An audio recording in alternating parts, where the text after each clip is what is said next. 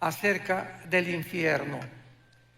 Y pues es una de las verdades más solemnes que el Señor Jesucristo enseñó, porque precisamente fue la existencia de este lugar que se llama el infierno y del cual ya no se predica, por lo cual la Biblia dice: porque de tal manera amó Dios al mundo, para que todo aquel que en él cree, ¿qué cosa?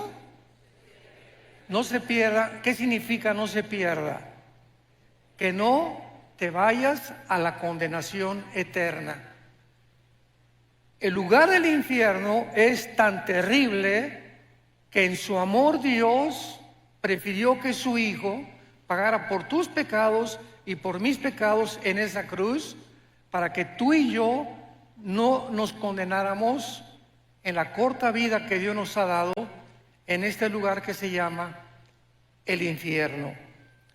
El Señor Jesús habló del infierno mucho más veces que el mismo cielo.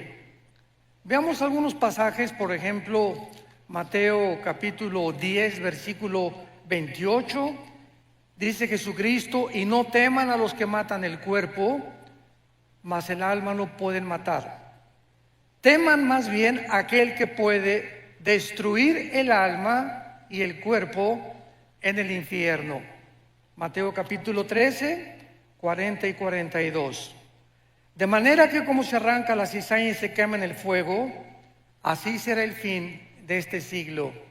Enviará el Hijo del Hombre a sus ángeles y recogerán de su reino a todos los que se sirven de tropiezo y a los que hacen iniquidad, y los echarán en el horno de fuego. Allí será el lloro y el crujir de dientes. Ningún ser humano podría saber qué es lo que existe después de la muerte más que Dios.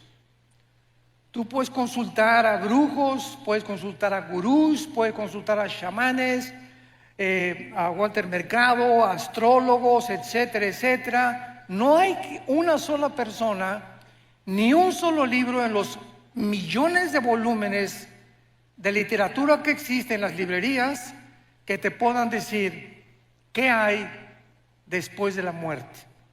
Todos son hipótesis, especulaciones, ¿verdad? Que ideas de los seres humanos, pero ¿quién puede decirnos realmente a dónde te vas a ir tú y a dónde me voy a ir yo cuando tú mueras?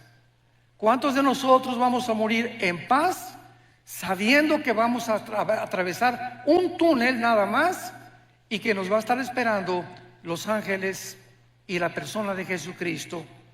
¿Y cuántos de ustedes en esta noche que nos escuchan, cuando tú mueras, vas a abrir los ojos a la otra vida y te vas a llenar de terror y de arrepentimiento tardío, porque ya no habrá ninguna otra oportunidad en toda la eternidad para tu salvación?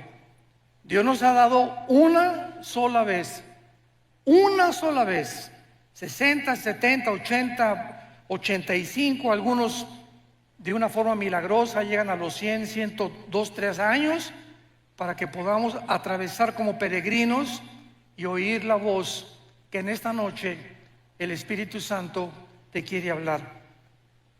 Veamos nosotros que esta es una de las realidades más terribles de la existencia humana, y es que el Señor Jesucristo enseñó, como lo acabamos de leer, que hay un lugar, existe un lugar donde las almas de los condenados vivirán atormentados por un fuego que casi nunca se va a apagar. Después hablaremos de la duración del infierno.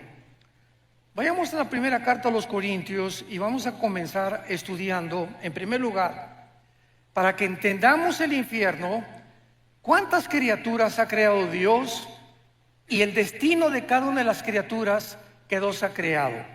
Esto es muy profundo y muy interesante para la comprensión de nuestra conferencia. Dice 1 Corintios 15, versículo 39. No toda carne es la misma carne. Una carne es la de los hombres, o sea, el cuerpo de nosotros está diseñado con estómago, pulmones, un cerebro, etcétera, etcétera, diseñados no para vivir en la luna ni para vivir en Marte. Dios nos diseñó exclusivamente para este mundo y nos diseñó para que comiéramos los alimentos de la tierra. No Coca-Cola, ¿verdad? No refrescos, nada de Werner Bull, ni Monster, ni todos los productos que venden por todos lados. Nos creó para que comiéramos alimentos verdes, plantas, frutas, vegetales y por lo menos 2 litros de agua diarios. Si tú conoces este funcionamiento de tu cuerpo, Dios te va a conservar, Dios te va a bendecir. Pero esta es la forma como Dios nos diseñó para que nosotros pudiéramos sobrevivir. Dice la Biblia, otra carne es la de las bestias. Bueno, los animales, los toros, las vacas, los caballos, las yeguas en el campo, ¿verdad? Tienen una manera de vivir, desayunan, comen, cenan y se mueren. Comen, cenan y se mueren. Comen, respiran y se mueren. Y es una tragedia, dice los Salmos, que muchos seres humanos, sin entender la razón y el propósito por el cual Dios nos creó, viven igual que las vacas, viven igual que los becerros.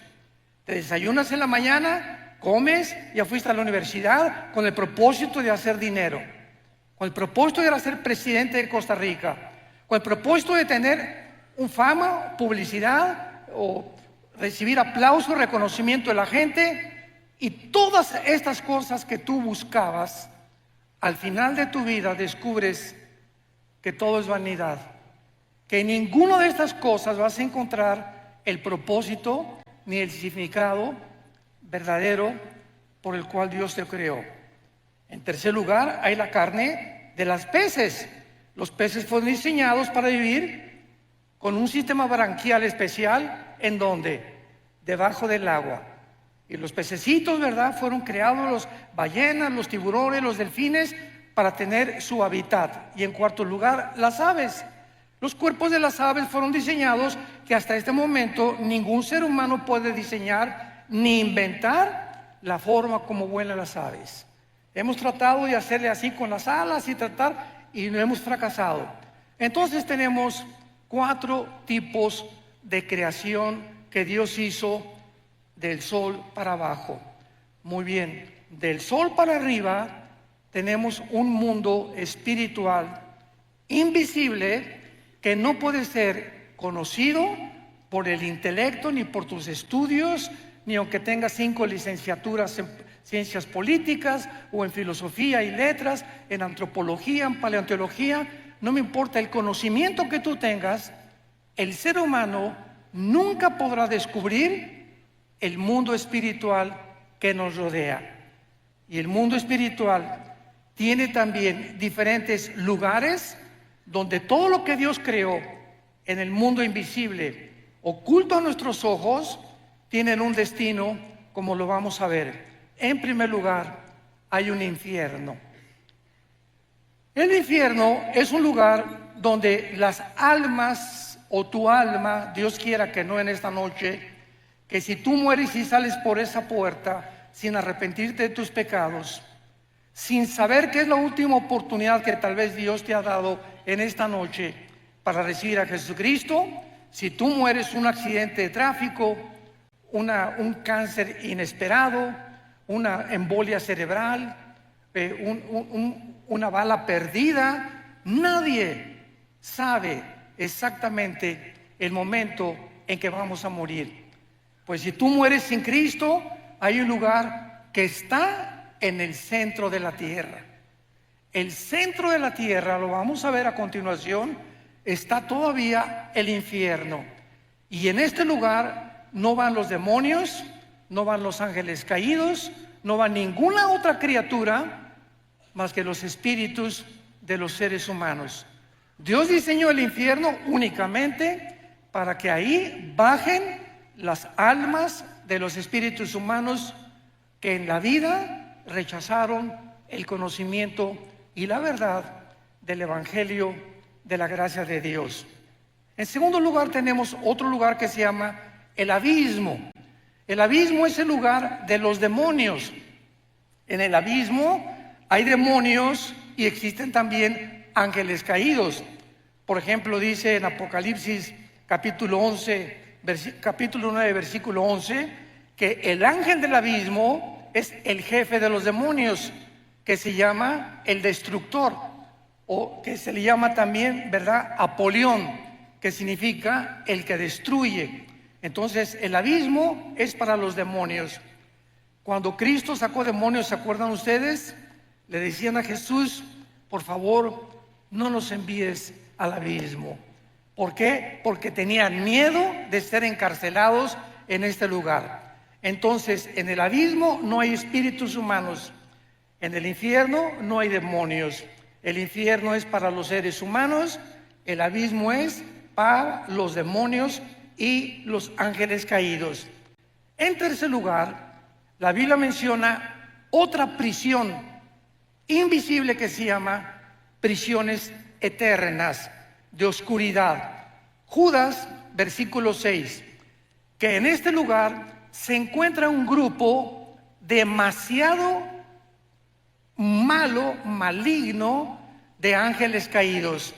Una vez que los ángeles rechazaron a Dios, hubo otro tiempo en Génesis capítulo 6 que se mezclaron con las mujeres humanas y produjeron gigantes de casi 4 o 5 metros de altura, con 12 dedos en las manos, 12 dedos en los pies, y esta raza de gigantes se llamaron los Nefilim, que significa los caídos, porque se refiere a los ángeles que realmente eran los hijos de Dios que bajaron a mezclarse y a corromper la genética humana para impedir que naciera el Mesías. Cuando Satanás oyó Génesis 3:15, de tu semilla, mujer, vendrá el Mesías, y de la semilla de Satanás vendrá el que hará tropezar al Mesías, Satanás, al escuchar esto, de ahí en adelante planeó cuidadosamente, de una forma, con una sabiduría impresionante, que no naciera el Mesías. Y así vino el primer ataque en Génesis capítulo 6, impidiendo y corrompiendo la genética humana. Más adelante ya sabemos, ¿verdad?, de qué forma continuó con estos ataques cuando nació Moisés, por ejemplo. El faraón mandó matar a todos los niños para que no naciera. Dijo Satanás: a lo mejor por ahí viene la línea genética del Mesías. Después, cuando nació Jesucristo, vinieron los reyes del oriente y le dijeron a Herodes: ¿dónde está el rey de los judíos? Mandaron matar a todos los niños menores de 2 años. Y así encontramos en la Biblia el ataque satánico para impedir que naciera el Mesías. Y luego tenemos en cuarto lugar el lago de fuego.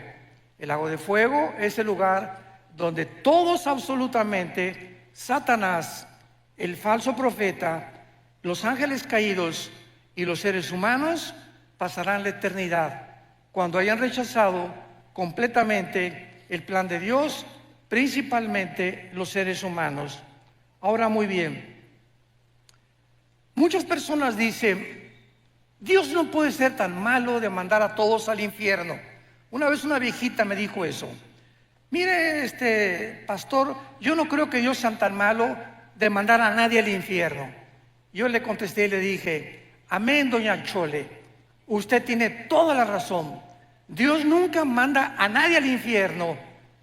Ellos se van solitos. Porque de tal manera amó Dios al mundo que nos dio a su Hijo unigénito. Entonces, las personas que se van al infierno no las mandó Dios. ¿Tú lo vas a escoger esta noche? O sea, ¿no te agrada estar en la iglesia? ¿No te agrada estar con los santos? ¿No te agrada purificar tu vida? No hay ningún problema. En el cielo no tendrías cabida. Entonces, nosotros somos los que decidimos, como les dijo en Deuteronomio 11, Dios al pueblo de Israel: he aquí les pongo la bendición y la maldición. Tú escoge. La bendición, si me escuchas, si oyes mis mandamientos, si realmente permaneces en mi palabra, y la maldición y la condenación, si me rechazas? Eso no le dijo Dios a los caballos, ni a los orangutanes, ni a los chimpancés, ni a Chita, ¿verdad? Dios está hablando a seres humanos como tú y como yo, a ángeles que nos creó con una conciencia de la eternidad.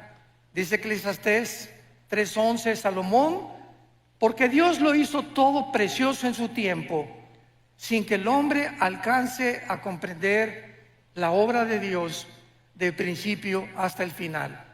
Entonces es importante que esta mente que Dios nos ha dado, donde hay inteligencia, conocimiento, percepción de la realidad y la conciencia de un mundo espiritual, que el Espíritu Santo al entrar a nuestra vida nos despierta para que podamos entender que no somos animales, que tú eres un ser responsable moralmente y que tus decisiones que tú hagas van a tener consecuencias para bien o para mal. Una vez llegó una muchacha a pedirnos consejería a mi esposa y a mí y nos dijo: tengo 16 años y voy a ser mamá. Tengo un bebé en mi vientre, ¿qué me aconsejan ustedes? Porque ya le he pedido perdón a Dios y mi esposa y yo le contestamos: mira, Panchita, claro que Dios te ha perdonado, porque la sangre de Cristo nos limpia de todo pecado. Pero hay una cosa que tienes que saber: tú no puedes evitar las consecuencias del pecado. Entonces la cosecha la vas a tener que recoger.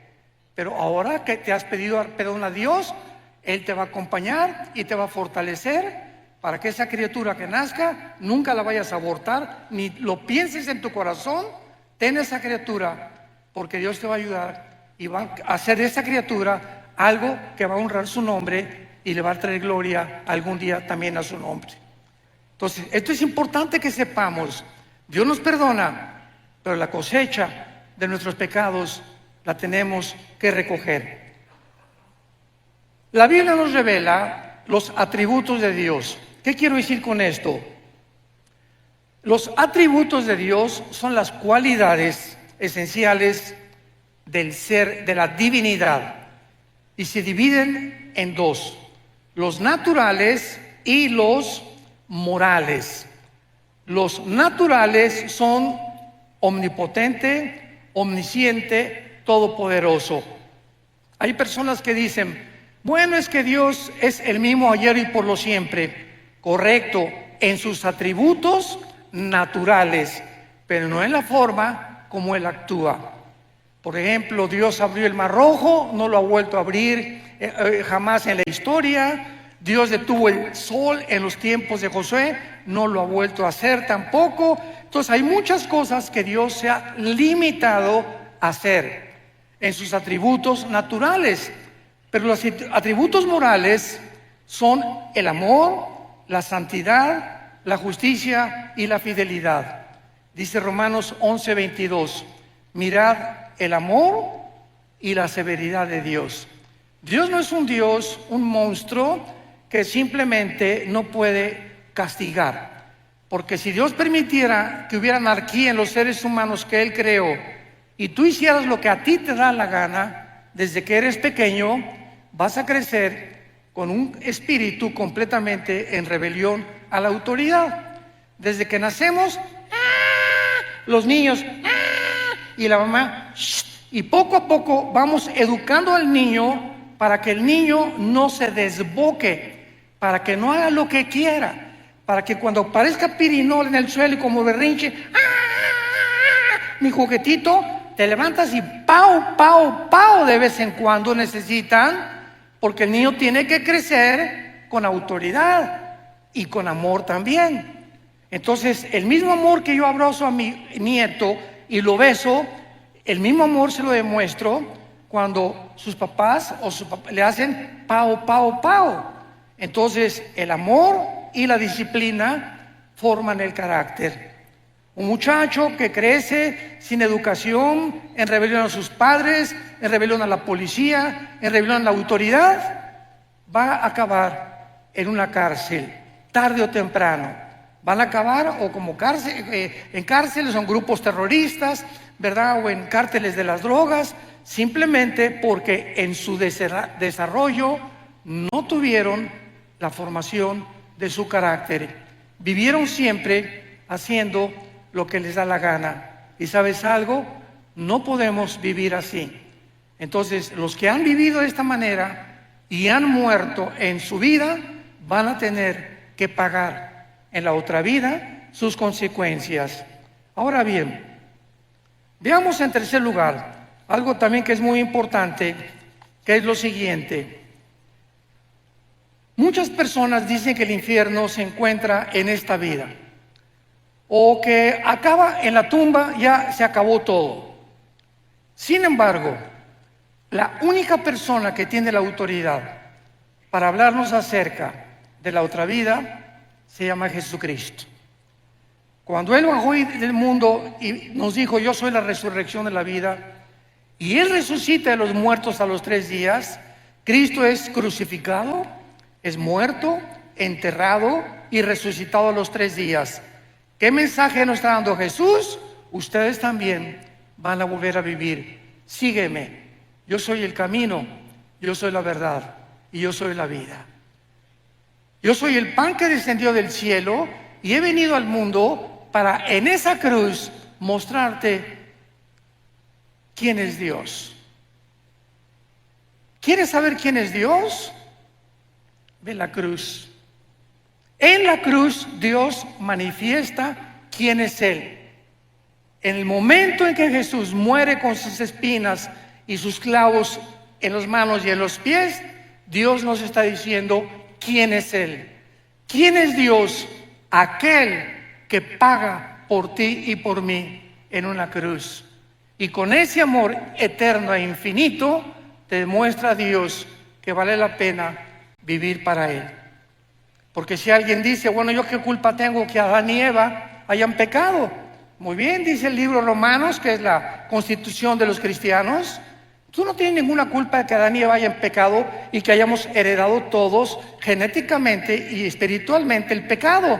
Muy bien, te lo acepto, dice Dios. Sin embargo, en la cruz yo pagué por esos pecados. Entonces ahora ya no tienes ninguna justificación. ¿Ok? No eres culpable, pero sí eres culpable de rechazar el perdón. Y eso por lo que muchas personas van a ser condenadas. Entonces, tenemos que entender los atributos de Dios. Vayamos a Lucas 16. Ojalá que todos hayan traído su Biblia. Los que no trajeron Biblia, júntense, siéntense con un cristiano.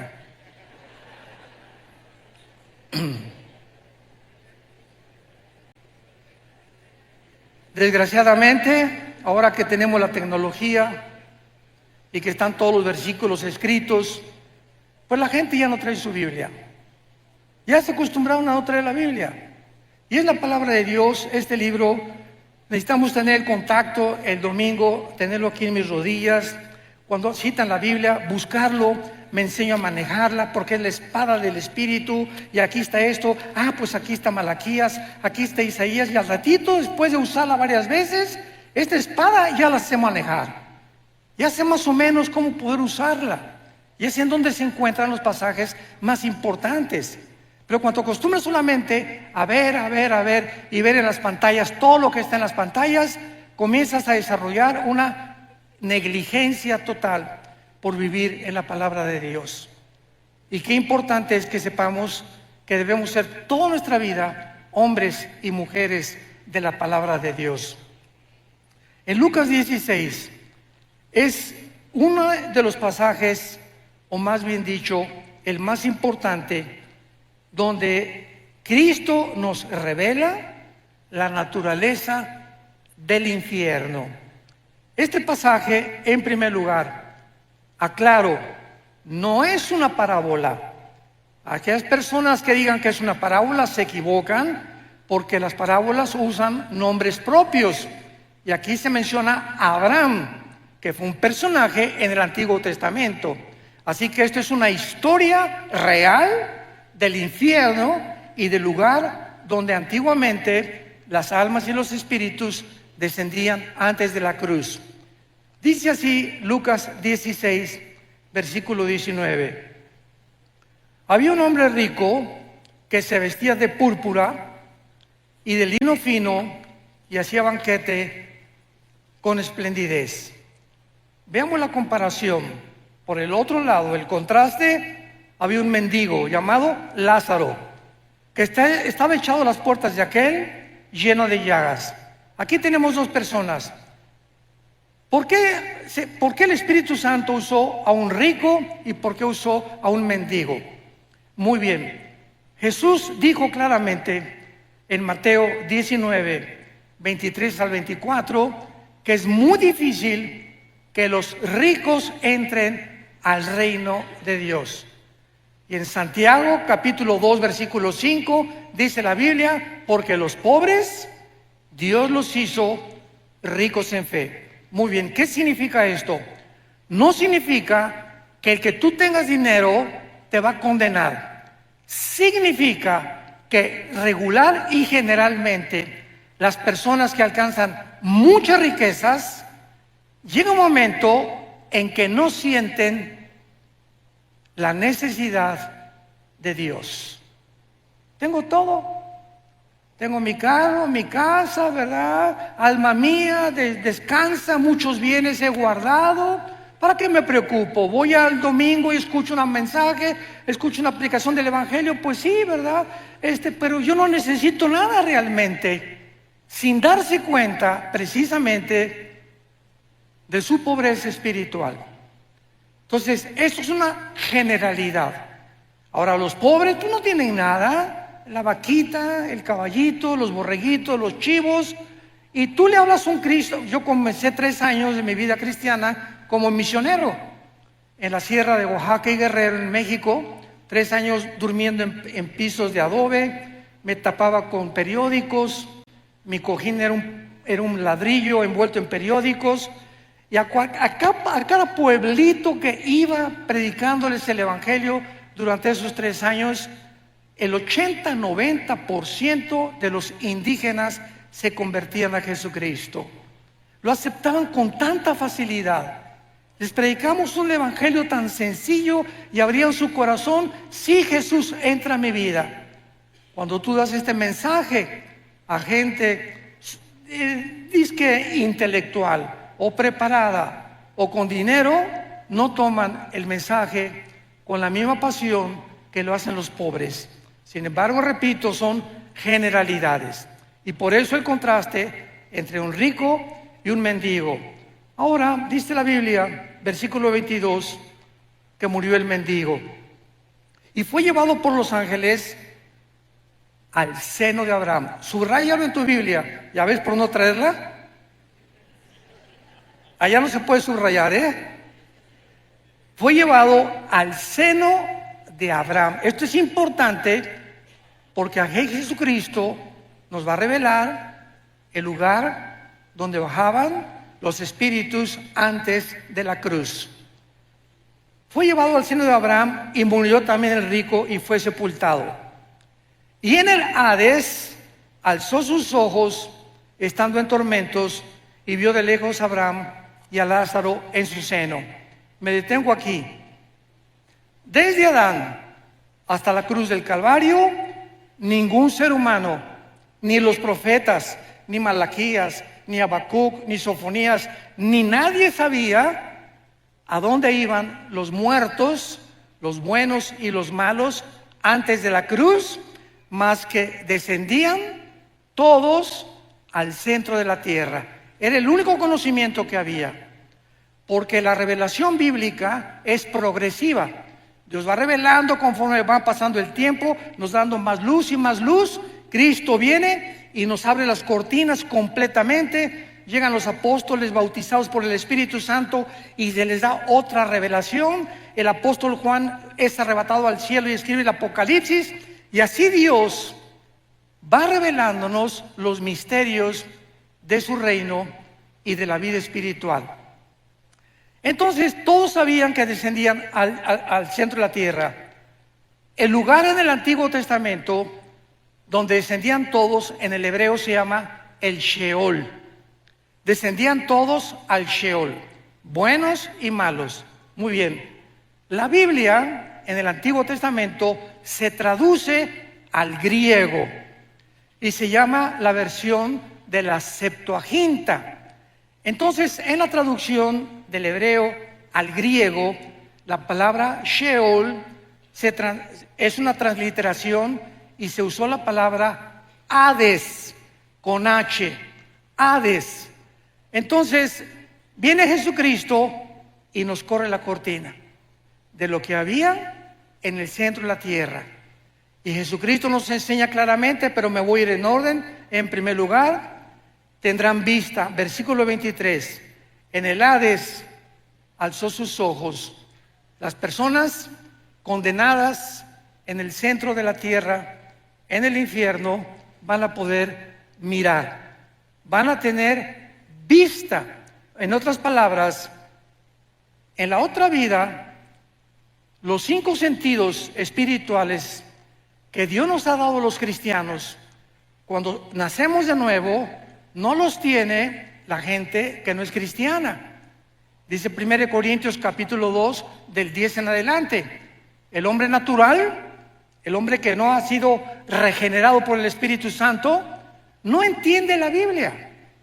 Vienen aquí Oscar Jean-Paul Sartre, y viene aquí Richard Hawkins, y viene Bertrand Russell, y viene Friedrich Nietzsche, y vienen los más grandes ateos y chocan contra la Biblia, porque no es el intelecto ni las facultades de la inteligencia naturales las que nos abren el camino para entender lo que solamente el Espíritu Santo nos puede revelar. Pero el espiritual, dice 1 Corintios 2, entiende todas las cosas porque tenemos la mente de Cristo. ¿Me van siguiendo? Muy bien. Entonces, las personas en el infierno van a ver, se despertaron sus instintos espirituales que no tenían en la vida. Nosotros ya los tenemos desde ahorita. Dice la Biblia, el espiritual juzga todas las cosas. El cristiano tiene un discernimiento, y yo puedo estar con mi esposa en una cena y estar con ciertas familias, y me dice mi esposa: mira, esa persona que se acercó, algo mi parabólica me dice, ¿verdad? No hagas negocio con él, o no tengas mucha amistad con él. Algo me dice en su espíritu, en su mirada, que no es de Dios. Y así comenzamos a agudizar los sentidos espirituales que Dios nos da con el Espíritu Santo en la proporción en la que memorizamos la Biblia. ¿Sí me escuchaste? En la proporción de tu contacto con la Biblia, en la proporción que pases tiempo con la Biblia, y en ese mismo contacto y en ese mismo tiempo desarrollarás tus sentidos espirituales. Ahí en el infierno tendrán vista, pueden ver a Abraham. Número 2, versículo 24. Dando voces, dijo: Padre Abraham, ten misericordia de mí. En el infierno, las ondas del sonido, en ese mundo espiritual, en el centro de la tierra, se podrán transmitir. Ahorita me escuchan porque, ¿verdad?, las ondas del sonido se graban, etcétera, etcétera. El sonido viaja en ondas por todos lados de la atmósfera hacia abajo. Dentro del infierno podrán transmitirse también la voz. Y esto es increíble, ¿verdad? Pero serán voces de lamento, de angustia y de desesperación. En quinto lugar, dice la Biblia: Padre Abraham, ten misericordia de mí. Pregunta: ¿cómo puede una persona en el infierno haber visto a Abraham?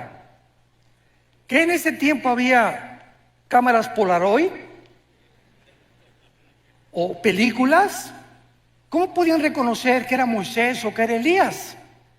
Bueno, porque la Biblia dice que hay una capacidad que se llama intuición espiritual.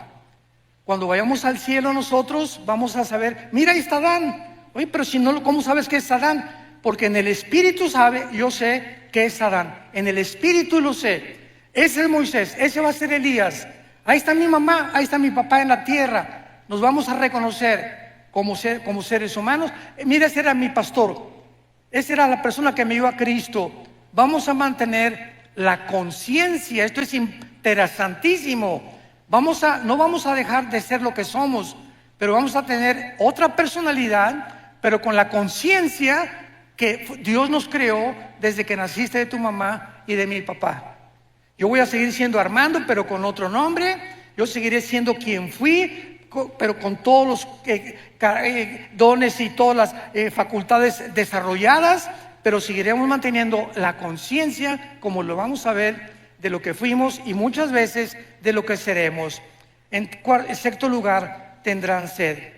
Dile a Abraham que moje la punta de su dedo en mi agua.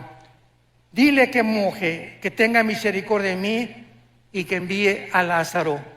Este hombre en el infierno creía que Lázaro seguía siendo su sirviente. Dile a Lázaro que por favor me traiga agua. O sea, vean ustedes que esta persona en el infierno no se convierten en buenos. En el infierno mantienen aún más lejos su maldad, como lo vamos a ver más adelante. Dile a ese Lázaro, el que estaba a la puerta de mi mesa, que me traiga y que me moje la lengua. Los instintos y todo lo que tenemos fisiológicamente y biológicamente en el mundo, lo seguiremos teniendo en la otra vida, pero de diferente manera, como lo vemos en los cuerpos de los ángeles, que los ángeles bajan a este mundo y pueden tomar agua. Los ángeles bajan a este mundo y pueden comer cabrito de Monterrey. No de Costa Rica, tal vez café Brit de Costa Rica. Pero en Génesis 18 bajó Dios. Dios el Padre bajó al mundo y caminó y se acercó a Abraham. Dios el Padre, acompañado de dos ángeles. Y cuando los vio Sara, ¿se acuerdan? Génesis 18, les hizo cabrito. Y quién sabe qué atole les dio también. Pero se lo comieron. O sea, vean ustedes que las facultades digestivas, Cristo cuando resucitó, tomó peces y tomó miel, ¿correcto? O sea, ¿cómo es posible que un cuerpo resucitado, que la sangre es lo que le da vida ahorita a nuestro cuerpo, tengan facultades en la otra vida de ver, oír, sentir, comer, deglutar, beber, etcétera, etcétera? Con un cuerpo diseñado para vivir en la otra vida como lo tuvo Jesucristo. Jesucristo asciende al cielo, Hechos capítulo 1, y la ley de la gravedad ya no lo atrajo sobre el centro de la tierra. Cristo con el cuerpo resucitado venció la ley de la gravedad, porque el cuerpo resucitado vencerá las leyes cósmicas bajo las cuales tú y yo actualmente vivimos. Estamos sujetos a un mundo de leyes cósmicas, pero con el otro cuerpo tendremos características diferentes. Todos estos detalles son importantes para entender la vida en el infierno. Dice en séptimo lugar, versículo 24, dile a Lázaro que moje la punta y que refresque mi agua, porque estoy atormentado en esta llama. Y esto es asombroso. Versículo 25, Abraham le dijo, hijo, acuérdate, en el infierno tendrás memoria. En el infierno las personas tendrán memoria de lo que hicieron aquí en la tierra. Sigamos leyendo. Recuerda, acuérdate, tendrán memoria que recibiste en tu vida bienes y Lázaro males, pero ahora este es consolado y tú atormentado. Además, una gran cima está puesta entre nosotros. O sea, Cristo nos dice que el Sheol, el lugar donde bajaban todos los muertos, buenos y malos, estaba dividido. De un lado estaba el seno de Abraham o el paraíso, y del otro lado estaba el Gena en griego, que fue la palabra traducida para infierno. Entonces los buenos estaban esperando a la cruz, a que Cristo pagara con su sangre, porque antes de Cristo nadie subió al cielo, más que Enoc y Elías, que son las excepciones de Dios, ¿verdad? Dios hace sus propias leyes, Él no está sujeto a ninguna ley. Entonces, todos estaban esperando a que Cristo muriera en la cruz, para que desde Cristo a nuestros días, si tú mueres y yo muero, ya no bajamos al centro de la tierra. Ahora ausentes del cuerpo, según de Corintios 5, presentes en el Señor. Vayamos rápidamente, en un paréntesis, Apocalipsis capítulo 6, y veamos esta verdad, porque hay otra teoría, ¿verdad?, que no es bíblica, de que los muertos duermen. Hay una secta que se llama los Testigos de Jehová que enseñan esto. No, cuando morimos, Jesús dijo en Lázaro, Lázaro duerme, sin entender el término dormir relacionado con la muerte. Aquí en el quinto sello, Apocalipsis 6, versículo 9, vi bajo el altar las almas de los que habían sido muertos por causa de la palabra de Dios y por el testimonio que tenían, y clamaban a gran voz diciendo: ¿hasta cuándo, Señor santo y verdadero, no juzgas y venga nuestra sangre de los que moran en la tierra? Aquí tenemos a Juan con una visión del cielo, donde los que han muerto están vivitos y coleando, platicando con Dios, haciéndole preguntas todavía a Dios. Señor, ¿hasta cuándo en el mundo seguirá la violencia, seguirá la muerte, seguirá la maldad? Y se les dijo: espérense tantito, todo esto va a llegar a su fin ya muy pronto, y todos los muertos tienen que morir durante la tribulación para que Jesucristo regrese por segunda vez para establecer su reino mesiánico con todos nosotros aquí mismo en la tierra, precisamente en Jerusalén. Esto es importante porque los muertos, en el momento en que tú mueres, abres tus ojos, y en el Antiguo Testamento dice la Biblia: y murió Abraham, y murió Isaac, o Benoni, y murió fulano de tal, y fueron reunidos con sus padres. Siempre que en el Antiguo Testamento moría alguien, los patriarcas, dice la Biblia, y fueron reunidos con sus padres. O sea, al morir había un lugar donde lo estaban esperando. ¿En dónde? En el centro de la tierra. Ahí estaban guardados todos los santos, guardados de Dios, conscientes, oyendo, viendo, esperando. Cristo muere en el Calvario. Efesios capítulo 4, versículo 10. Baja Jesucristo en los 3 días y 3 noches que su cuerpo se quedó en la tierra. Somos espíritu, tenemos alma, vivimos en un cuerpo. Cristo muere y su cuerpo, destrozado, flagelado, completamente descuartizado, ¿verdad?, por todas partes, se queda en la tumba. Su espíritu se sale y baja Jesús en el espíritu al centro de la tierra. Pregunta: ¿con qué cuerpo? Porque dice 1 Pedro capítulo 3 que bajó a predicarles a los espíritus encarcelados. ¿Con qué cuerpo? Su cuerpo no había resucitado, resucitó a los 3 días. Entonces vemos nosotros que en el momento de la muerte hay un cuerpo temporal que Dios nos da. Lo acabamos de leer en Apocalipsis 6. Se les dijo que esperaran, ¿hasta cuándo? Hasta la resurrección de los muertos, que tendrá lugar en el arrebatamiento de la iglesia, en el rapto de la iglesia, desde Pentecostés hasta nuestros días.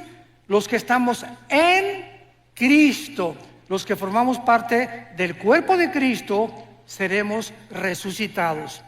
Los santos del Antiguo Testamento, Daniel 12, versículo 1, serán despertados en la segunda venida de Jesucristo.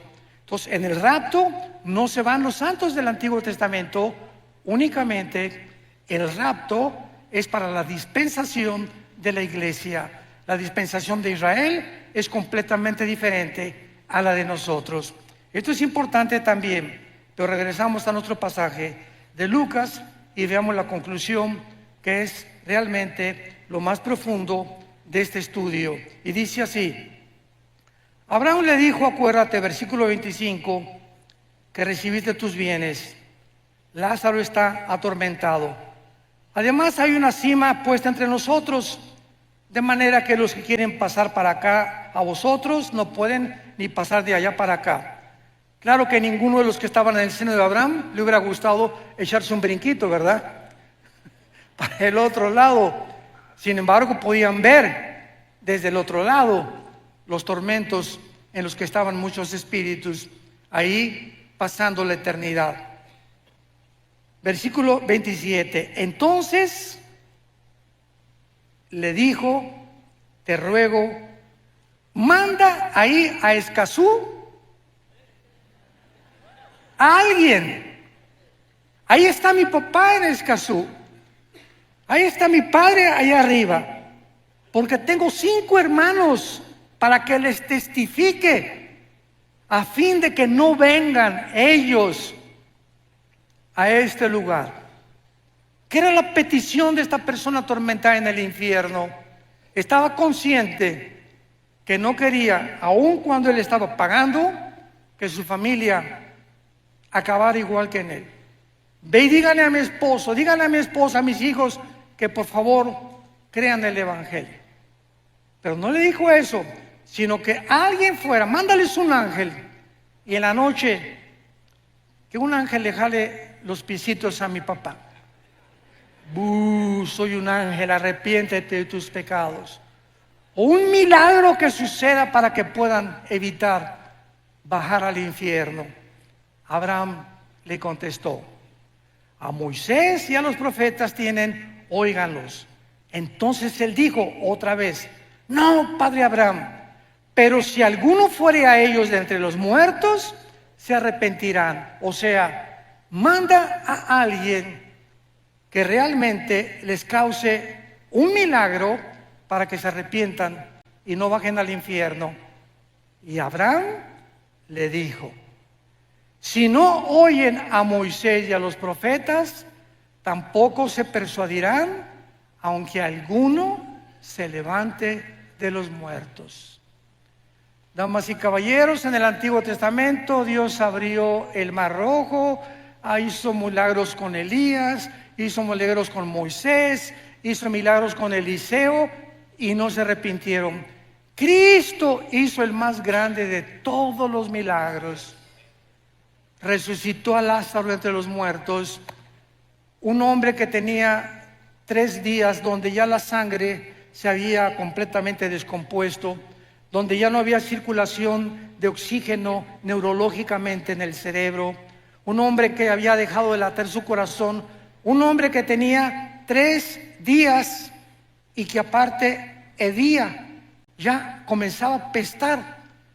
Y Jesús le dice a esa persona acostada en la tumba: su espíritu de Lázaro subió, no oyó al cielo, tal vez anduvo el espíritu por ahí dando las vueltas, y cuando oyó: Lázaro, ven, levántate, es el espíritu el que da vida. El espíritu de Lázaro volvió a entrar al cuerpo de Lázaro, entró al cuerpo de Lázaro, y el Espíritu Santo restauró completamente la circulación de la sangre, de los ojos, de los oídos, y Lázaro salió de la tumba. ¿Qué más milagro puede haber que ese? Sin embargo, en Juan capítulo 11, el día que Cristo resucita a Lázaro es el día que planean los fariseos matarlo.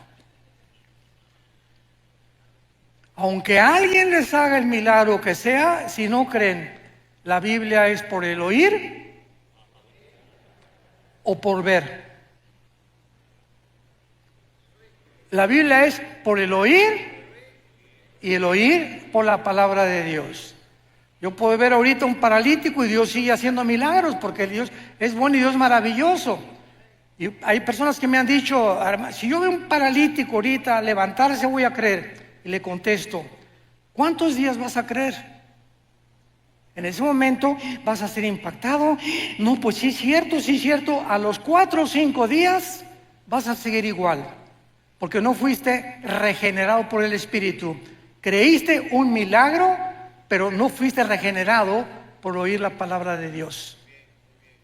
Y fuimos renacidos, 1 de Pedro capítulo 2, fuimos vueltos a nacer por la palabra de Dios que vive y permanece para siempre.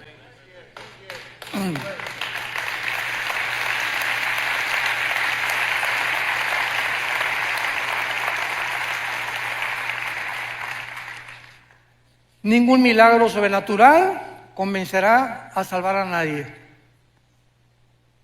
La salvación proviene de ver y no por el oír, o por el oír y no por ver. Un milagro puede asombrar, repito, causar sorpresa, admiración por algunos momentos, pero no cambia el corazón humano.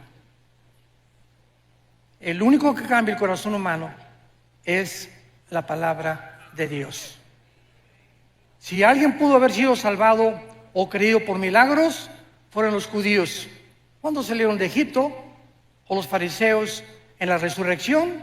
Sin embargo, ni así creyeron a Dios. Ahora, ¿dónde se encuentra actualmente el infierno? En el mismo lugar. Si tú mueres esta noche, sin la persona de Jesucristo en tu vida, sin haberte arrepentido de tus pecados, ahorita en la noche cierras tus ojos, el doctor dictamina, ya se fue Pancho, ya se fue Carlito, ya se fue doña fulana de tal, doña Choli ya se murió. Tu espíritu baja inmediatamente al centro de la tierra. Y ahí en el centro de la tierra, hoy, en el mes, estamos en marzo todavía, ¿verdad? En febrero. Baja al centro de la tierra y después que pase los 2000 años o el tiempo de la gracia y venga la tribulación, cuando Jesucristo regrese, van a pasar 1000 años. Y al finalizar los 1000 años, los que están en el centro de la tierra van a resucitar. Apocalipsis 20 del 11 al 15, el juicio del gran trono blanco. Van a resucitar todos los que están en el infierno, los libros se van a abrir y Dios te va a decir: Carlitos, ven para acá, doña Panchita, venga para acá, doña Chole, venga para acá. Voy a demostrarle a todos los ángeles y a toda la creación que yo no te quiero enviar al infierno. Tú has decidido y yo no puedo violar tu voluntad, porque el libre albedrío es la característica más grande que Dios nos ha dado. Somos seres morales, responsables de nuestras decisiones. Si Dios forzara a alguien a irse al cielo, como dice otro movimiento también dentro del cristianismo, que Dios a uno los preparó para el cielo y otros para el infierno, y se nos roba la libertad de escoger, es una barbaridad. Porque en el infierno no va a haber un letrero que diga: pues aquí estamos todos los que no fuimos escogidos por Dios, por el amor de Dios. Eso no puede ser. En el infierno están todos aquellos que se les dio una oportunidad en esta vida y no la aprovecharon. Y esta oportunidad Dios te la da en esta noche a tu corazón. Tú me puedes decir: oiga, pues fíjese que yo vengo a esta iglesia hace 5 años. Las iglesias están llenas de personas no salvadas, llenas de personas que nunca se han arrepentido. Y el arrepentimiento ya no se predica tampoco. Ya no se predica el infierno, ya no se predica el pecado. Y las iglesias solamente quieren entretenimiento, ¿verdad? Y ya estamos en un tiempo de despertar. Mañana vamos a hablar claramente de las causas de la crisis del mundo por lo cual se encuentra, el mundo como se encuentra. Pero las iglesias están llenas de personas no arrepentidas, que son religiosas, pero no tienen la Biblia, no aman la palabra, no la memorizan día y noche, nunca le han hablado a nadie de Cristo. ¿Cuántos años tienes de ser cristiano? 5 años, hermano, 10 años. En todos estos tiempos, ¿a cuántas personas has ganado para Jesús? ¿A cuántas personas les has hablado de Jesús? En tu bufete jurídico, en tu consultorio médico, en tu taller de carpintería. Ustedes jóvenes, en su universidad, en la escuela, ¿le hablas de Cristo a tus amigos? Muchachas, ¿le hablas de Cristo a tu amiga que se está acostando con su novio y sabes que la fornicación es pecado delante de Dios? ¿Ya te has acercado y le has dicho: Lupita, por el amor de Dios, eso es pecado delante de Dios, arrepiéntete? Tú no puedes vivir acostándote y teniendo relaciones sexuales con tu novio. Eso no es sagrado delante de Dios. Y mucho más si te llamas cristiana. Y mucho más si te llamas cristiano, no besuqueas ni manoseas a tu novia tampoco. La respetas, porque no puedes amar y ensuciar lo que amas. Este es el verdadero cristianismo. Y si no lo vivimos de esta manera, has vivido un cristianismo falso, que se llama la religiosidad, pero no el haber sido regenerados por el Espíritu de Dios. Ven a Jesús en esta noche. Arrepiéntete realmente de la vida en la que llevas. Inclina tu cabeza y dile estas palabras. Señor mío y Dios mío, te pido perdón por mi vida. Creo que en esa cruz Jesús ha pagado por todas mis maldades, por todos mis pecados, que hasta este momento he cometido. Ya no quiero seguir viviendo en el pecado.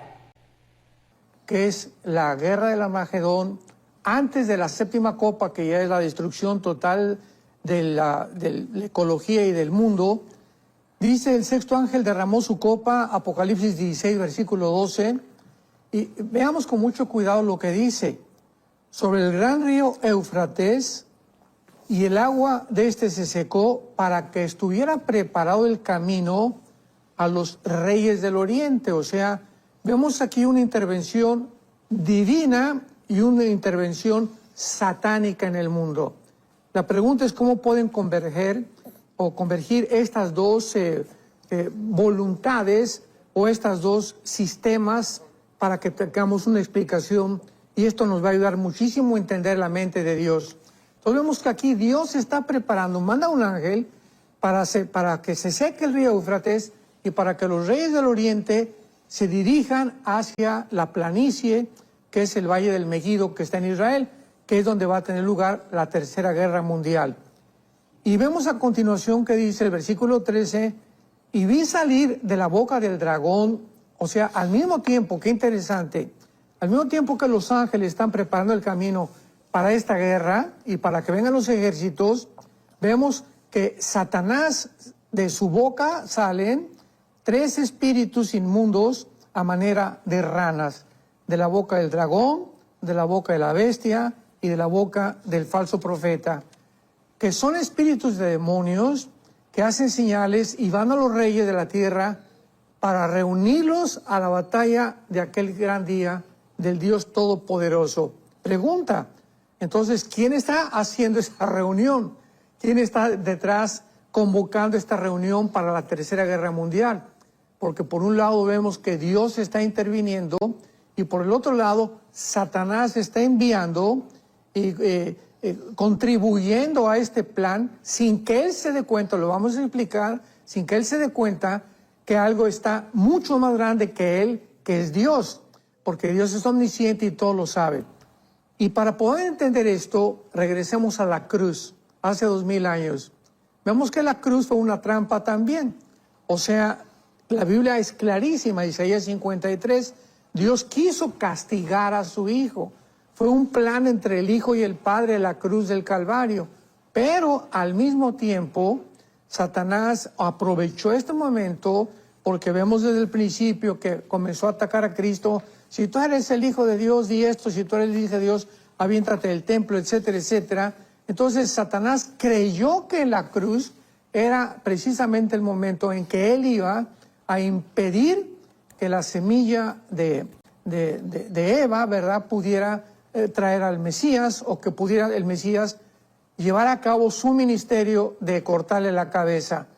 Y entonces qué sorpresa se dio Satanás, porque nos imaginamos cuando muere Cristo, había, yo creo, una sinfónica satánica arriba en el cielo, amén, esto y el otro, así sea, qué bueno, ya murió el Hijo de Dios. Y a los 3 días, el susto que se llevó cuando Jesucristo vence la tumba y sale vencedor. Entonces vemos en Colosenses 2 que dice que exhibió a las potestades completamente, y para que el mundo supiera quién era realmente el que está a cargo del programa en el mundo. Esto nos ayuda mucho a comprender la Biblia para que podamos entender que al mismo tiempo que Dios es soberano y Dios tiene un programa que nadie va a poder cambiar, al mismo tiempo Él culpa a las personas que están involucradas en ese programa, como en Hechos capítulo 2. Dice la Biblia que Pedro se levanta en el día de Pentecostés y dice, de acuerdo al determinado consejo y anticipado conocimiento de Dios, vuelvo a repetir, de acuerdo al predeterminado consejo y anticipado conocimiento de Dios, Cristo murió en la cruz. Pero al mismo tiempo, Dios culpa a Herodes, Dios culpa a Pilatos del asesinato de Cristo. Entonces, aquí es la pregunta, por eso es lo maravilloso y lo precioso de la teología. ¿Cómo es posible que Dios haya planeado la muerte de Cristo y culpe también a los que estuvieron formando parte de esta crucifixión? Y lo mismo ya en tercer lugar, el ejemplo de Judas. Judas, pues ya estaba escrito que él era el hijo de pecado, el hijo de perdición. Pero al mismo tiempo vemos que Dios había planeado que Judas fuera el que entregara a Jesucristo, y Judas está ahorita en el infierno y va a pasar al lago de fuego posteriormente. Judas se puede levantar en el día del juicio y decirle a Dios, oye, pero ¿cómo es posible que tú me condenes si tú me escogiste para que yo entregara a tu Hijo Jesucristo? Traigo todo esto a colación, Roger, porque son preguntas que son las que más nos han hecho en los últimos meses acerca de cristianos sinceros, personas, ¿verdad?, que están buscando de alguna manera creer que hay contradicción en la Biblia. Y por eso traigo esto a colación antes de entrar a materia, porque pues Dios en el día del juicio le va a decir a Judas, sí, Judas, claro que sí, yo sabía que tú ibas a entregar a mi hijo, pero al mismo, eso porque Dios es omnisciente, o sea, Dios conoce las cosas por anticipado, pero al mismo tiempo que yo sabía eso, te di la oportunidad durante estos años que estuviste conmigo, Jesucristo, de que pudieras arrepentirte. O sea, mi amor se manifiesta aún viendo yo que tú ibas a tomar esa decisión, yo no podía impedirla, porque si lo hubiera impedido, hubiera violado la característica más grande que les he dado a los seres humanos, que es el libre albedrío. Así que esta es la razón por la cual somos responsables, y en el infierno va a haber un letrero, ¿verdad? No puede haber un letrero que diga, pues yo estoy aquí en el infierno porque Dios no me escogió, ¿verdad? Que es el hipercalvinismo. Entonces es una exageración. Entonces en el infierno y en el lago de fuego van a estar las personas que deliberadamente tuvieran la oportunidad de poder aceptar la salvación. Así que es lo que sucede y lo que vamos a ver en el juicio final de las copas del Apocalipsis. Salmo 9:15. Este versículo me encanta. Salmo 9:15 dice, se hundieron las naciones en el hoyo que hicieron, en la red que escondieron fue tomado su pie. O sea, al mismo tiempo que Dios sabe perfectamente bien por su omnisciencia a dónde va a desembocar y dónde va a terminar el mundo, vemos que es las mismas naciones las que están propiciando que se lleve a cabo el plan de Dios, porque Dios sabía lo que iban a hacer. Pues ahorita, ¿qué están haciendo las naciones? Se están hundiendo, están haciendo un hoyo cada vez más profundo sin darse cuenta que ahí van a caer. Y en la red, o sea, en la trampa que las naciones están escondiendo para nosotros, para la población, como la pandemia y las vacunas y esto y el otro, y ahora que se viene que la viruela del mono y puras barbaridades, y tratar de llegar al control de las naciones, quitar la soberanía nacional a las naciones, el Foro Económico Mundial que va a crear una superraza. Todo eso es control, control, control, control, sin darse cuenta que es una trampa en la que ellos van a caer. Y este es donde va a converger completamente, al final, la Tercera Guerra Mundial. Todo el mundo está, politólogos, escritores, filósofos, personas, políticos, preguntándose, antropólogos, ¿realmente estamos al borde de la Tercera Guerra Mundial? El mismo presidente Donald Trump acaba de hacer una declaración que estábamos a borde de una Tercera Guerra Mundial, y la respuesta no es correcto, no es verdad, porque no estamos al borde de una Tercera Guerra Mundial nuclear. La Biblia lo dice claramente. la Tercera Guerra Mundial, conocida como la Guerra de el Armagedón. La palabra Har-Magedón en el hebreo significa el monte de la matanza, y se va a llevar a cabo en el Valle de Josafat, en el Valle del Megiddo, y va a ser cuando todas las naciones del mundo vengan para tratar de destruir a la nación de Israel. O sea, no va a ser una guerra de China contra Rusia y Rusia contra Estados Unidos, porque posiblemente ya ni Rusia ni Estados Unidos existan para la Tercera Guerra Mundial. Es muy probable que Rusia caiga también, al igual que Estados Unidos.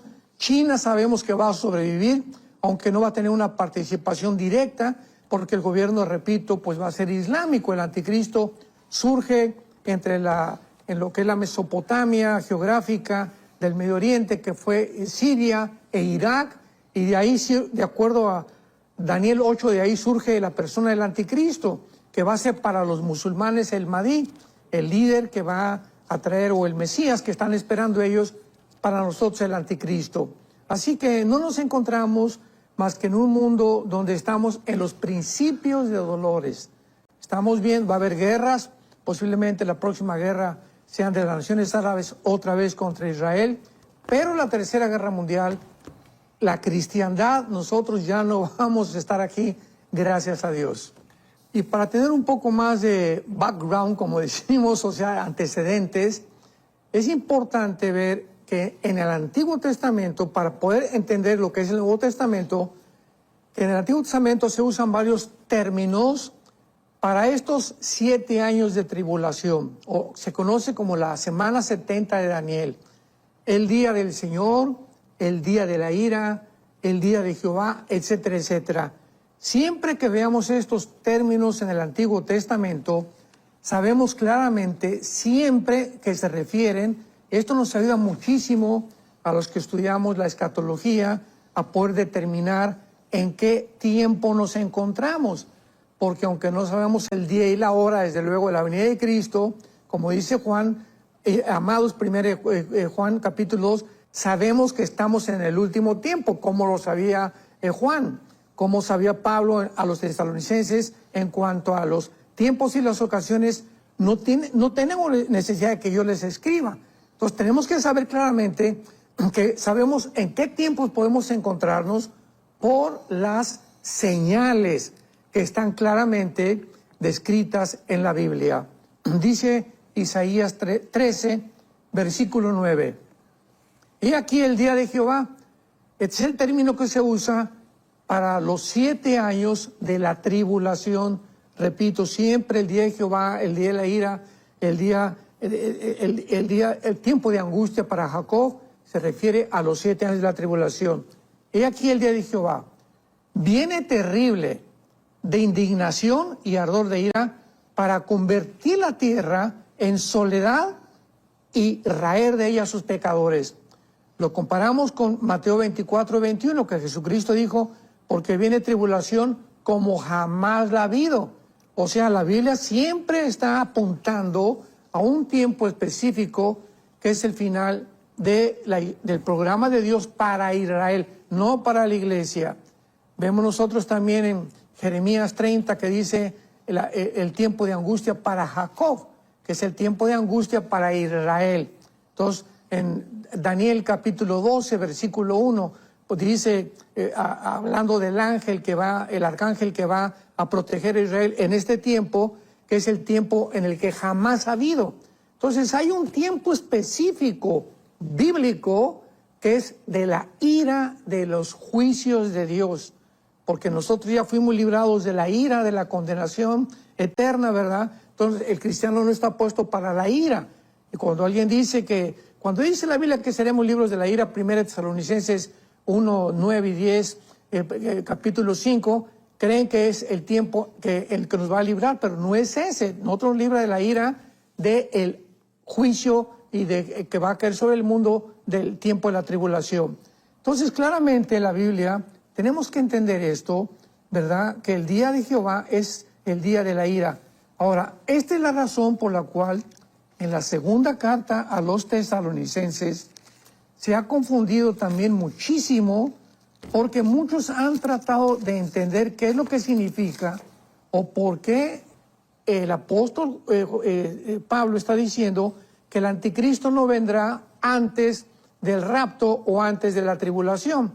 Y esto tenemos que entenderlo en la segunda carta a los tesalonicenses, cuando dice con respecto a la venida de nuestro Señor Jesucristo y nuestra reunión con Él.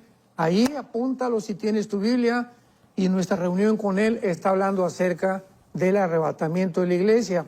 Vamos por orden, precepto sobre precepto, versículo sobre versículo. Que no se dejen mover fácilmente en vuestra manera de pensar, en el sentido, ¿qué dice ahí? Que el día del Señor está cerca. La iglesia de Tesalónica estaban asustados porque se levantaron muchos falsos profetas diciéndoles que ya se encontraban ¿en dónde? ¿En qué tiempo? En el día del Señor, en el tiempo de los 7 años de la tribulación. Entonces Pablo inmediatamente les contesta, ¿verdad?, en esta segunda carta, que no tienen por qué asustarse, porque antes de la tribulación se tiene que manifestar el anticristo, y número 2, se tiene que manifestar la apostasía. Entonces, pues para que haya tribulación, tiene que haber un anticristo. Para que haya una marca de la bestia, tiene que haber un anticristo. Entonces, mientras no hay una marca, un anticristo, no estamos en la tribulación, ni en el cuarto sello, ni en la quinta trompeta, como muchas personas dicen, porque pues, para que esto se cumpla, primero tiene que estar el anticristo. Ya Pablo más adelante escribe, ¿verdad?, claramente que el anticristo no se va a manifestar hasta que algo, lo que lo está deteniendo, que es la iglesia, el Espíritu Santo, sea sacada del mundo.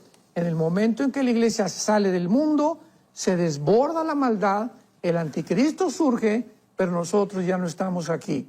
Entonces, esto es muy importante al abordar los juicios de las 7 copas que estamos describiendo en este estudio, para que podamos entender claramente que si no ponemos la A antes de la B y la B antes para la C, nos vamos a confundir.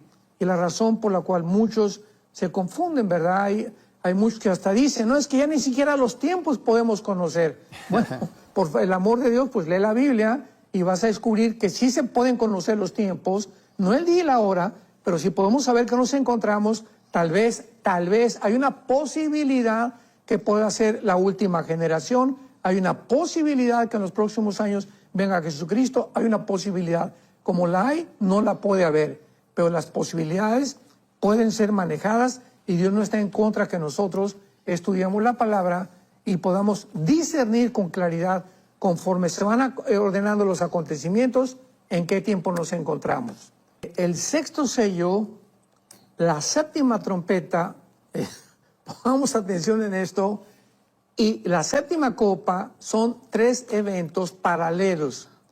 Vamos, por ejemplo, a ver claramente que el sexto sello está escribiendo la séptima copa, está escribiendo la séptima trompeta. Dice, por ejemplo, aquí en Apocalipsis capítulo 6, versículo 12, el sexto sello, un grande terremoto, las estrellas cayeron del cielo, el cielo se desvaneció, todo monte y toda isla, pongamos atención, todos los montes y todas las islas desaparecen. ¿Cuándo?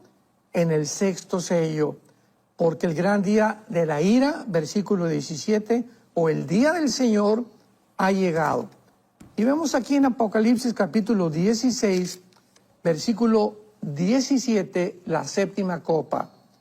Se derrama sobre la copa en el aire, sale una gran voz del templo diciendo, está hecho, relámpagos, truenos, un terremoto, igual que en el sexto sello, tan grande como jamás lo ha habido. La ciudad fue dividida, las naciones cayeron, Babilonia fue desaparecida y todas las islas y todos los montes no fueron hallados. O sea, si en el sexto sello ya desaparecen todos los montes y todas las islas, no pueden volver a aparecer. Entonces es lógico que el sexto sello y la séptima copa tengan una relación, porque acordémonos algo, ¿verdad?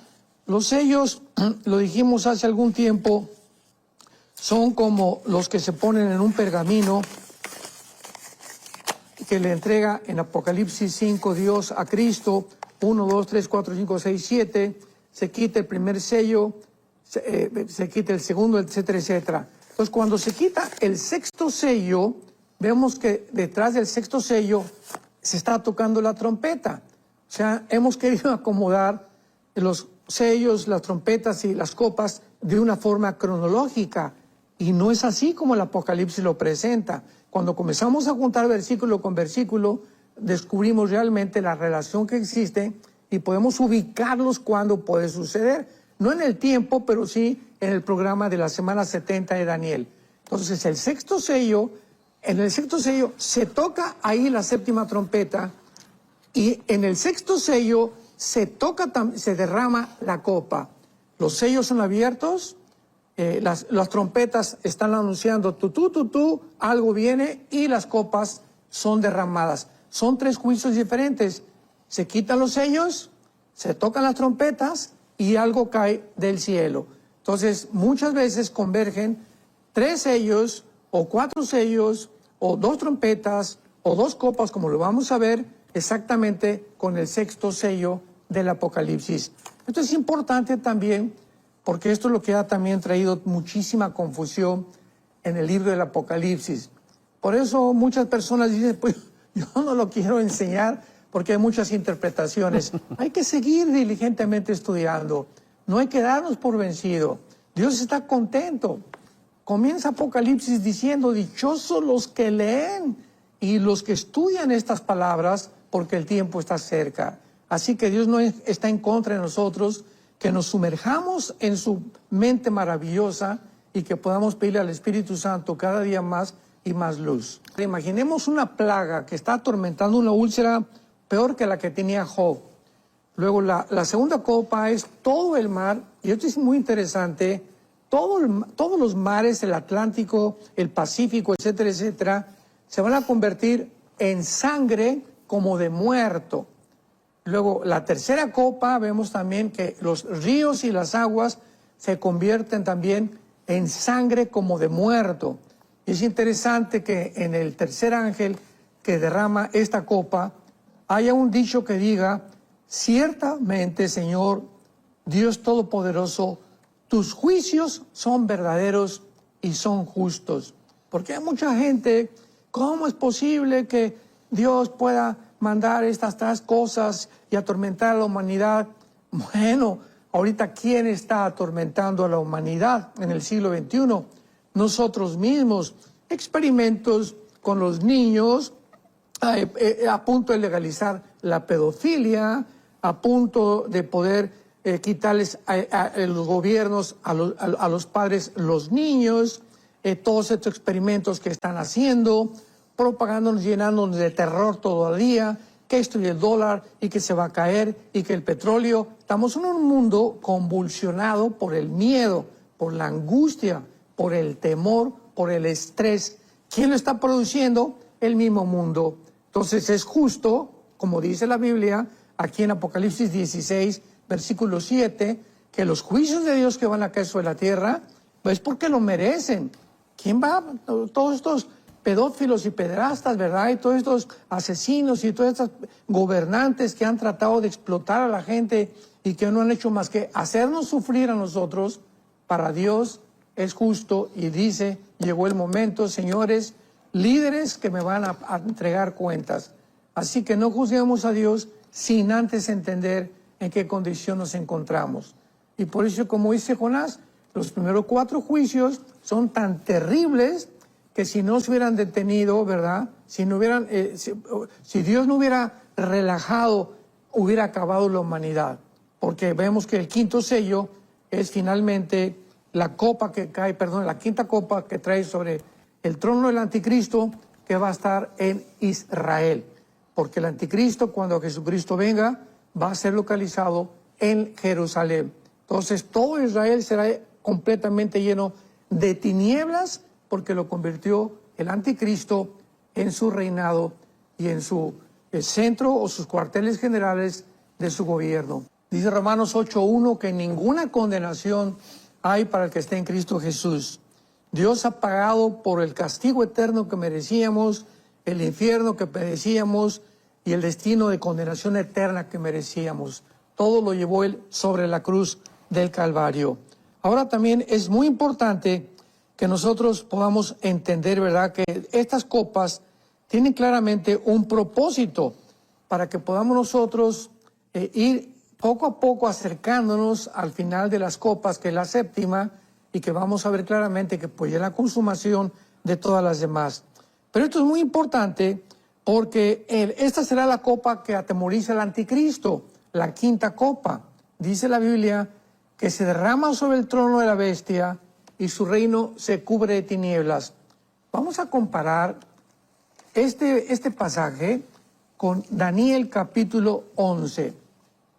Es muy importantísimo que cuando estudiemos la Biblia no saquemos un solo versículo nada más, porque, ¿verdad?, se saca fuera del contexto, se hace un pretexto, como dice el dicho. Entonces tenemos que comparar siempre Daniel con Apocalipsis, con Ezequiel y con Zacarías, principalmente, y con Joel, perdón.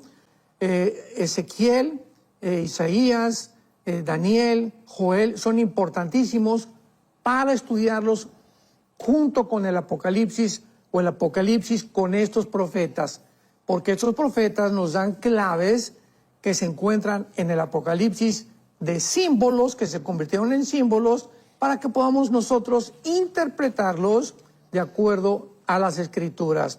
Dice en Daniel 11, versículo 40 en adelante, describiendo este pasaje, la última podríamos decir, el último año del anticristo, la última etapa del anticristo, y repito, vayamos viendo cómo va en este último año del anticristo, de una forma rapidísima, conforme a la quinta copa, convergen estos eventos para que entendamos en dónde está localizado el anticristo y qué va a hacer el anticristo antes de que venga Jesucristo a destruirlo. Daniel 11, versículo 40. Al cabo del tiempo, el rey del sur contenderá contra él y el rey del norte se levantará contra él. Cuando dice la palabra él ahí en tu Biblia, ponle un círculo porque se refiere al anticristo. O sea, aquí el rey del norte no es el anticristo ni el rey del sur. El rey del norte, ¿verdad?, es Egipto, y el rey del sur posiblemente sea otra nación que surge en el Medio Oriente con la cual el anticristo va a destruir. Y dice el versículo 41, entrará a la tierra gloriosa, o sea, a Jerusalén, y muchas provincias caerán, mas estas escaparán de su mano, Edom, Moab y Moab, Edom y Moab y Amón. Estas tres provincias que se mencionan aquí son Jordania del norte y Jordania del sur y Jordania del occidente, casi lo que hace con frontera con Israel. Entonces vemos nosotros que Jordania, el anticristo, va a derribar, va a atacar de alguna forma, y es interesante que Edom y Moab descienden de Lot, Génesis 19. De ahí vienen los moabitas o los edomitas que se convirtieron en enemigos de Israel. Entonces, vemos que Jordania, al final del tiempo, va a traicionar a Israel. Ahorita el rey de Jordania está muy pacífico, y esto y el otro, y está permitiendo algunas cosas, pero Jordania va a traicionar a Israel al final. Y dice el versículo 42, extenderá su mano contra las tierras y no escapará el país de Egipto. El anticristo también va a atacar a Egipto y a Jordania. Ya tenemos a dos naciones árabes que el anticristo les declara la guerra.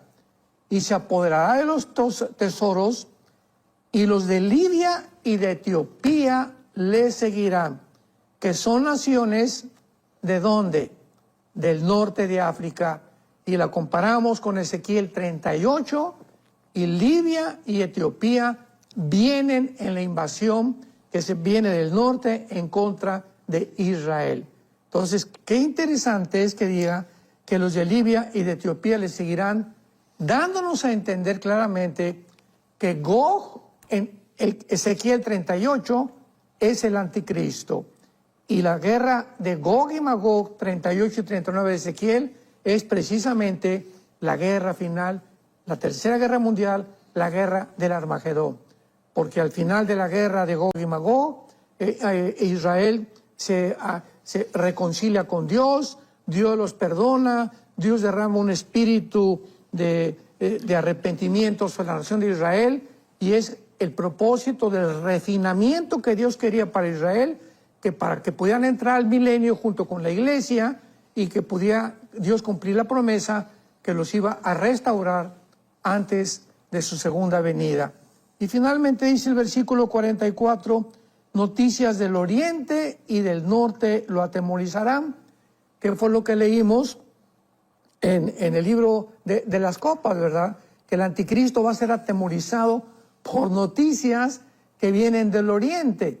O sea, el oriente no solamente es China, ¿verdad? Puede ser Turquía, pueden ser otras naciones, pero aquí vemos que estas noticias lo van a atemorizar, lo que nos da a entender que el anticristo no va a gobernar el mundo entero, porque va a haber naciones que se van a oponer contra él.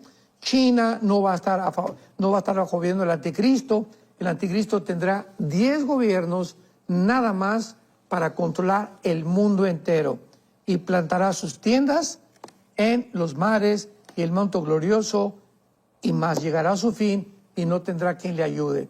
Así que es interesantísimo esto de ver cómo terminará el anticristo ahí en Jerusalén. Va a atacar Jordania, finalmente va a atacar Egipto, y cuando acabe con estas dos naciones árabes, viene Jesucristo en la guerra del Armagedón, y entonces ya termina completamente con la segunda venida de Cristo la historia también para Israel.